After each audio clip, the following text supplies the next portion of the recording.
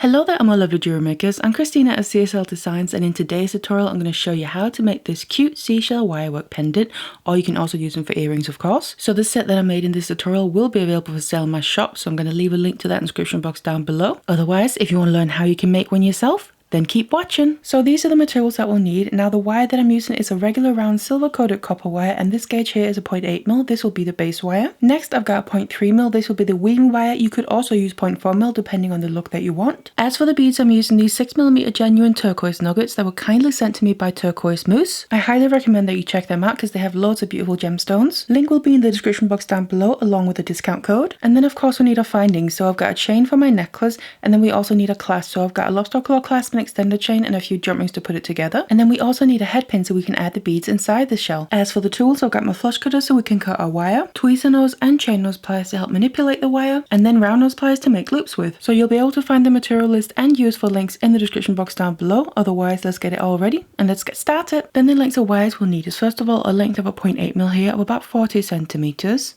And the 0.3mm weaving wire I'm leaving attached to the reel, that way we have minimum wastage. So I'm going to start grabbing my 0.8mm wire here and also my round nose pliers, because we need to make a loop in the midpoint of this wire. So just place your pliers and then bring the wire around, creating that loop, something a bit like that.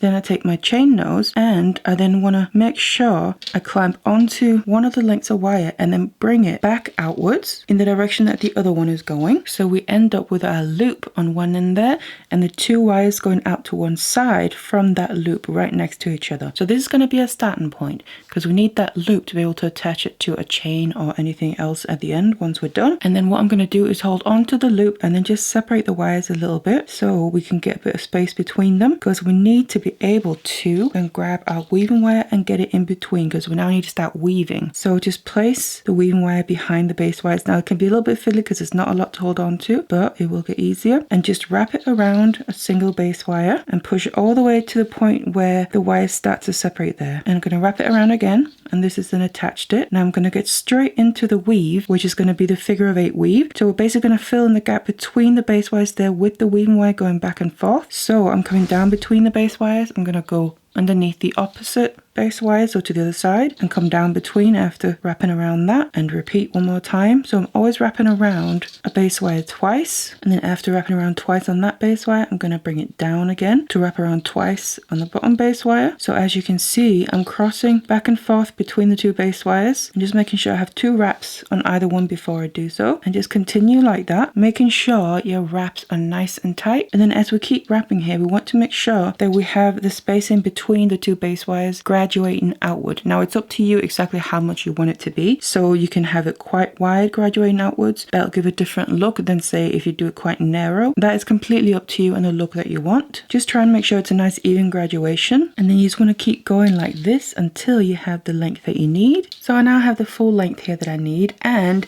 the length of this is about 13 centimeters from the loop to the end of the weave. Now it's up to you how you want yours to look, so you can make it shorter or longer to give it a different look, and also you can make the graduation wider or narrower. For instance, ones I've made previously, this is going to be the end part. It's going to be equivalent to this end. You can see the one that I'm making now is narrower than the one I've already done, and I've also made it slimmer and longer along the way. So this is going to end up looking a bit different than this one. So it's all up to you how you want yours to look. Now we can then go in and cut off the excess weaving wire from the reel. So just cut about 20 centimeters or so, just so we can finish off the end. And what I also recommend that you do is if you want to make a pair of earrings and have them look as similar as possible, I recommend you make your second piece now before we start shaping it. And that way use the first one as a guide to see how the second one's going to be, just to get them as similar as possible. But the tail on the other end we can get rid of. So that's just that short little tail that we left right in the beginning. Just go in and cut off the excess, and then just make sure to go in and squeeze down the end there so we can't feel it with our finger. And from here I now want to start shaping this, and to do that I'm going to grab my round nose pliers, and then I just want to grab onto the loop on the very end and just kind of towards the tip. We then need to start shaping the weed section around the pliers a bit, and we want to make sure that this loop is going to end up basically being in the very middle at the very end. So just grab onto the loop and then gently start to rotate the weave, you can see that, around the loop basically, and then loop sticks out out a little bit just right there at the top. And then you just want to continue this, bringing the weave section further and further around, but making sure it gets elongated. So I'm bringing it around underneath itself. We can hold on to it with our hands whenever you have enough to grab onto. And then I want to make sure as well that I'm gradually making this spiral that we're making larger as we're getting further and further down. You can really start to see the shape there, and you can see that I'm making it gradually larger on the end, and I'm just making sure that I'm putting it up against itself so I don't have big gaps. What you can also do is, like I did on a previous one, to overlap it on top of itself. That's completely up to you on the look that you want. So you can see you can achieve many different looks with this same technique. So this is going to be a bit more of an elongated shell, whereas the previous one here is a bit more of a chunky one. But just keep going all the way until we're at the end of the weave there, and then we got to finish off the end here. So I'm going to grab my tweezer nose pliers and just make sure that your weave is pushed all the way down so it's nice and tight, and then just grabbing one base wire at a time. I'm going to grab the wire just after where the weave ends and then bend it towards the other base wire, so straight across to the other side, and then the same thing with the base wire on the other side, cross that over in the opposite direction. So we are creating a straight line like that, and the wires are basically laying on top of each other. And from there I'm going to grab the end of the weaving wire and then basically wrap around both of these base wires together. So I'm going to continue the final wrap that I was doing in the same direction, but now I'm going underneath both the base wires, and I'm now going to wrap all the way across from this corner here to the other corner until you don't have any more space to wrap. Now I have it all the way across. We can go in with our cutters and cut off the excess of the base wires. Now you want to make sure to cut right up against where the weave ends. So just do one side at a time. Cut that one off. Same thing with the one on the other side.